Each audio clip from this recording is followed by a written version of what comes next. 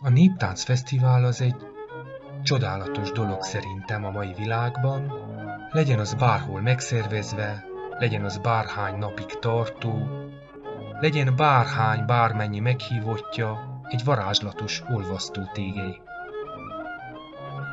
Hiszen ott olyan találkozások történnek, amik lehet, hogy a való életben nem. Főleg a táncház az, ahol a csoda megszületik, mert lehetséges, hogy vadidegenekként, de egyszerre kezdtek el egy olyan nótát, ami senki másnak nem jut eszibe, összenéztek, és megszületik a csoda. Székely Tamás vagyok, a Botorka Fesztivál egyik szervezője.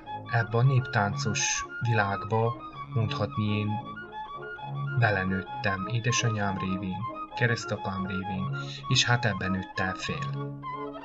Minden évben több száz gyermek látogat el hozzánk, és olyan élményekben részesülnek, melyeket pontosan egy évig emlegetnek az újabb adagig, és olyan megerősítésben van részük, mely talán nem mondanám, hogy egyedülálló, de különleges.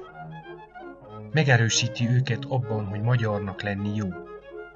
És a magyar népi kultúra, a magyar néphagyomány az egy szép dolog. Az a mi részünk, az a mi életünknek a része, és hogy az egy élő dolog, azt lehet éltetni. Idén is ezt szeretnénk elérni, egy olyan grandiózus vállalással, hogy 400 táncos áll színpadra, egyazon színpadra és egyazon műsort fogja előadni, mely a bukovinaiaknak állít örök emléket. Ehhez a vállalásunkhoz viszont egy hatalmas színpadra van szükségünk, ebben kérjük mindenkinek a segítségét. Hiszen egy hatalmas színpadnak hatalmasak a költségei is.